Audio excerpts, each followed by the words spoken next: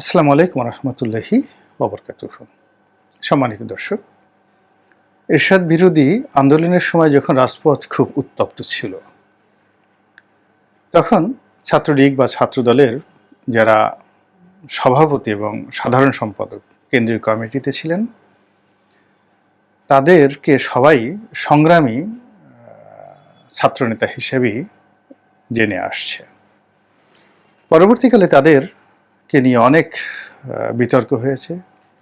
ইংরেজিতে যাকে বলা হয় তাদের যে চারিত্রিক ডেভিয়েশন, দ্য ক্যারেক্টারিস্টিক্স, এটার যে ডেভিয়েশন, অবনতি, সেটাও হয়েছে। কিন্তু তারপরেও সেই সময়টিতে তাদের সঙ্গে যাদের সম্পর্ক ছিল, তারা এক ধরনের নস্টালজিয়াতে ভোগেন। যেমন ঢাকা বিশ্ববিদ্যালয়ে যারা ছাত্রদল করেন এবং সাধারণ ছাত্র, তাদের মধ্যে নিরু বাবলু, অভি, এদের একটা জনপ্রিয়তা রয়েছে। তারপরে যতই পচে যাক না কেন, ডাকসুর ভিপি সুলতান মোহাম্মদ মনসুর, তারপরে আমানুল্লাহ আমান, খায়রুল কবির খোকন, নাজিমুদ্দিন আলম, ওনাদের নামগুলো এখন উচ্চারিত হলে মানুষ, তারা যে যত বড় পদেই থাকুক না কেন, সেটা সেনাপ্রধান হোক, অর্থাৎ তাদের জামানাতে যদি কেউ ঢাকা বিশ্ববিদ্যালয়ে পড়ে থাকেন, তাহলে এই মানুষগুলো রাস্তায় যদি দাঁড়িয়ে থাকেন পথের ধারে, আর পাশ দিয়ে যদি সেনাবাহিনীর প্রধান, নৌবাহিনীর প্রধান তারা বিশ্ববিদ্যালয়ে পড়ে থাকেন, তো একটু হলেও তাকাবেন যে ওই যে নিরু ভাই দাঁড়িয়ে আছে। আবার ছাত্রলীগ যারা করতেন, যারা ক্যাডার রাজনীতি করতেন, মাইটি, যেমন টোকন, আলতাপ, তারপরে চুন্নু, ছাত্রলীগের এই একটা গ্রুপ ছিল। আবার যারা ছাত্রদল, তাদেরও একটা গ্রুপ ছিল। তো এগুলো বাংলাদেশের একটা কৃষ্টি এবং কালচার। তো ওই জমানাতে ছাত্রলীগের সাধারণ সম্পাদক ছিলেন ইসাহাক আলী খান পান্না। তার ওয়াইফও ছাত্রলীগের নেত্রী ছিলেন, মারা গেছেন খুব নির্মমভাবে। বরিশালের পিরোজপুরে বাড়ি। তো এই ভদ্রলোক যেহেতু দল 15 বছর ক্ষমতায় ছিল, তার বিরুদ্ধেও নানা অভিযোগ আছে, কম বেশি, এতে কোনো সন্দেহ নেই। কিন্তু ব্যক্তিগত জীবনে কারোর সঙ্গে তার যে সেই 80-র দশকের সেই সাংগঠনিক সম্পর্ক, আবার পরবর্তীকালে ব্যক্তিগত সম্পর্ক। যেমন দেখা গেল আমি বিএনপিতে চলে এসেছি, আমি তার চেয়ে বয়সে ছোট, কিন্তু তারপর তিনি যথেষ্ট সম্মান রেখে কথা বলতেন। এর কারণ হলো শেখ হাসিনা মনোনয়ন দিয়েছেন, আমি সংসদ সদস্য হয়েছি, এই সম্মানটা তিনি রাখতেন। এবং এই যে ঠিক 5ই আগস্টের কয়েকদিন আগে বাংলা ভিশন আমরা একটা টক শো করলাম, আমি ছিলাম, তারপরে নাজমা ছিলেন,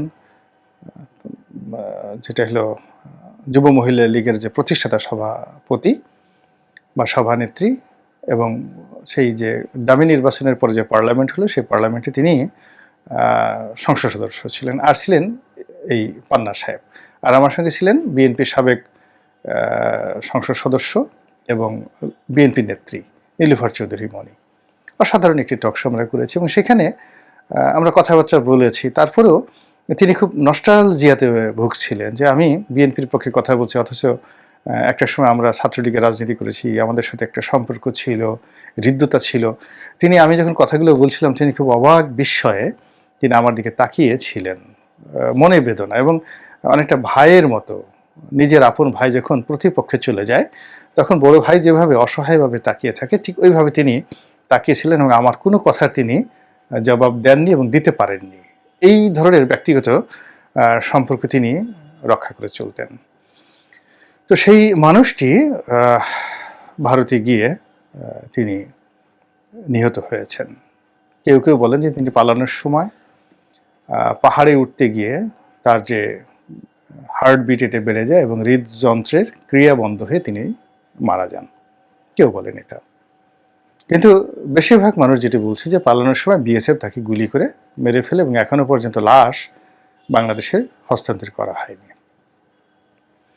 ঘটনা যাই হোক না কেন, এই দুঃসংবাদটি প্রথম মিডিয়াতে আসার আগে আমাকে জানান আমার আরেক বন্ধু, ব্যারিস্টার সারওয়ার, টেলিভিশনের পরিচিত মুখ। তিনি প্রথম জানান এবং পান্না ভাই মূলত ব্যারিস্টার সারওয়ারের নির্বাচনী এলাকার, তো আমাদের চেয়ে বছর কয়েকের বড় তিনি ছিলেন। তো যাই হোক, তো ব্যারিস্টার সরোয়ার বলতেন যে না ঠিক আছে, তার বিরুদ্ধে কিছু অভিযোগ ছিল, কিন্তু তারপরে আমরা অবাধে তার সঙ্গে ব্যক্তিগত সম্পর্ক রাখতাম, কথা বলতাম যে এই পান্না ভাই আপনি এই সমস্ত কাজকর্ম করেন কেন, কি দরকার আপনার এই সমস্ত কাজকর্ম করার।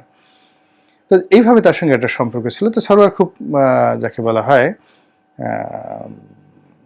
খুব মনোবেদনায় ভুগছিলেন তার এই নির্মম মৃত্যুর কারণে। আর আমিও ব্যক্তিগতভাবে তার সরোয়ারের কথা শোনার পর আমার মনটা খারাপ হয়ে গেল। তো যাই হোক, খারাপ হওয়ার পরে পরবর্তীতে দেখলাম যে তার এই মৃত্যু নিয়ে ফেসবুকে অনেকে পোস্ট দিয়েছে। তখন বুঝলাম যে আমি ছাড়া, সরোয়ার ছাড়াও তার অনেক শুভার্থী ছিল। তার আওয়ামী লীগ করা, তার বিরুদ্ধে দুর্নীতির অভিযোগ, তার মনের মধ্যে ভয়, সব কিছু ছাপিয়ে তার যে স্মৃতি, এটি অনেককে মোটামুটি যাকে বলা হয় আবেগ আপ্লুত করেছে। তো এখানে মূলত আমার বক্তব্য হলো যে উনি তো একজন সংগ্রামী ছাত্র নেতা, তার কেন পালাতে হলো বা তিনি কেন পালাবেন? তিনি তো, তার বিরুদ্ধে মামলা হবে, তিনি এই দেশে লক্ষ লক্ষ বিএনপির নেতারা দীর্ঘদিন পালিয়েছিলেন, আবার এই মুহূর্তে লক্ষ লক্ষ আওয়ামী লীগের নেতা তারাও পালিয়েছেন। তো পান্না ভাইয়ের মতো একজন সিনিয়র নেতা কেন পালাবেন? এক। দুই নম্বর হলো, পালাতে গিয়ে যেটা আওয়ামী লীগের লোকদের এই যে স্বাধীনতার পর থেকে বারবারই তারা এই ভুলটি করে আসছে, তারা সবসময় ভারতকে তাদের বন্ধু মনে করেছে, আশ্রয়দাতা, প্রশ্রয়দাতা মনে করেছে, এবং নিজেদেরকে তারা ভারতের দালাল, ভারতের তাবেদার হিসেবে পরিচয় দিতে তাদের মধ্যে কোনো লজ্জা নেই। সেই ভারতের সঙ্গে আমাদের স্বামী স্ত্রীর সম্পর্ক, ভারত বড় ভাই আমরা ছোট ভাই, এই সকল কথা বড় বড় মন্ত্রী, ওবায়দুল কাদের সাহেবের মতো মানুষ, আব্দুল মোমেনের মতো মানুষ, পররাষ্ট্রমন্ত্রী যেভাবে নির্দ্বিধায় বলেছেন, ভারতকে অনেক কিছু যেভাবে দিয়েছি, আর মানে এরপর ভারতের আর চাইবার কিছু নেই, এই ধরনের কথা মাননীয় প্রধানমন্ত্রী যেভাবে বলেছেন, এবং প্রধানমন্ত্রীর প্রোটোকল নিয়ে তিনি ভারতীকে যেভাবে বারবার লাঞ্ছিত হয়েছেন, অপমানিত হয়েছেন, তারপরও ভারত সম্পর্কে তাদের যে মনোভাব, এটি কখনোই অবিশ্বাসের পর্যায়ে যায়নি, অশ্রদ্ধার পর্যায়ে যায়নি। তো সেখানে ইসহাক আলী পান্না তিনিও ভারতে পালানোর সময় চিন্তা করেছিলেন যে তিনি সীমান্তটা পাড়ি দিতে পারলেই তিনি নিরাপদ। এখন আপনারা জানেন যে এই বাংলাদেশের এই অভ্যুত্থানের পরে ভারত কিন্তু তাদের সীমান্ত সিল করে দিয়েছে এবং সেখানে রেড অ্যালার্ট জারি করা হয়েছে।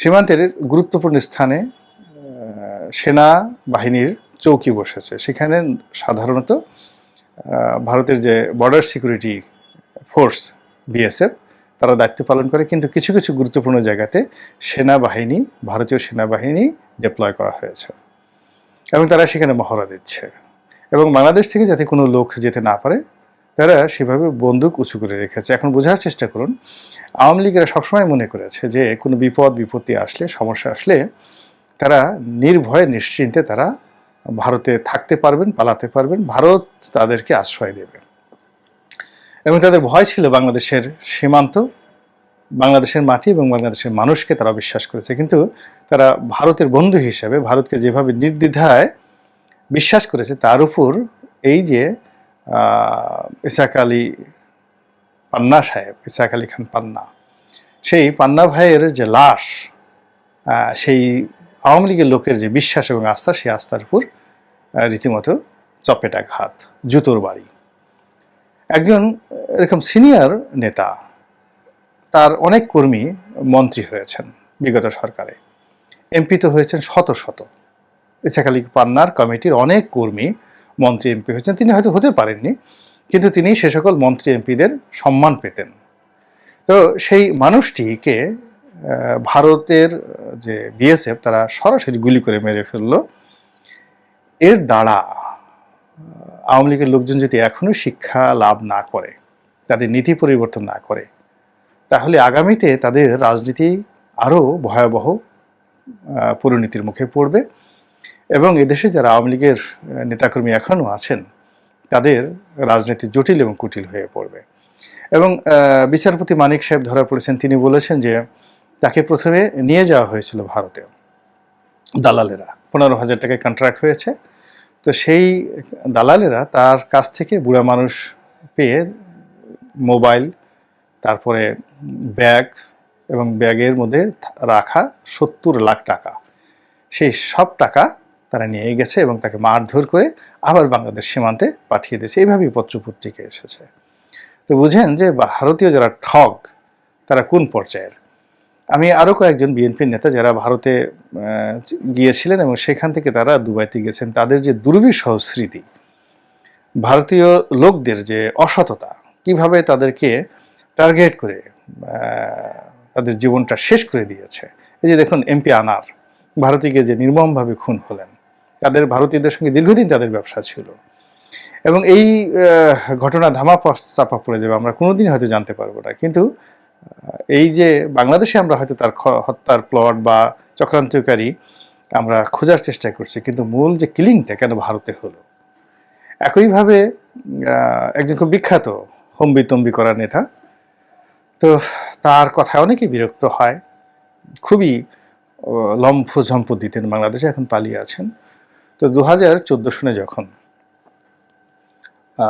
খুব বেশি জ্বালাও পোড়া শুরু হলো 2013 সনে, তো তিনি তখন এমপি নন, আমি এমপি, তখন আমাকে প্রায় তিনি ফোন করতেন যে রনি ভাই পালাবো কিনা, আপনার গ্রিন সিগন্যাল পেলেই কিন্তু পালিয়ে যাব। তা আমি বললাম যে কোথায় পালাবেন? কে ভারতে পালাবো, আমার ভারতে বাড়ি আছে, ওখানে জায়গা টাকা সব কিছু ঠিক আছে, আপনিও চেষ্টা করলে ইচ্ছে করলে আমার সঙ্গে থাকতে পারেন, আল্লাহ মাফ করুক, আমাকে রক্ষা করেছেন। তো সেই লম্ফঝম্পা দেওয়া মানুষটি তিনিও পালিয়ে গেছেন। তিনি সীমান্ত পাড়ি দিতে পেরেছেন কিনা আমি জানি না, কিংবা ভারতে তার যে বাড়ি আছে বা জায়গা আছে যে কথা তিনি বলেছেন সেখানে তিনি পৌঁছতে পেরেছেন কিনা বা এখন কেমন আছেন, এটা একমাত্র আল্লাহই ভালো জানেন। তো কাজেই সাধু সাবধান, আমাদের নিজেদের পায়ে দাঁড়াতে হবে, নিজেদের দেশকে ভালোবাসতে হবে। যদি মৃত্যু হয় তাহলে এদেশেই যেন হয়, যদি বিচার হয় এদেশেই যেন হয়। আর যদি কেউ পালাতে চান তাহলে সুন্দরবনে গিয়ে পালানোটা উত্তম।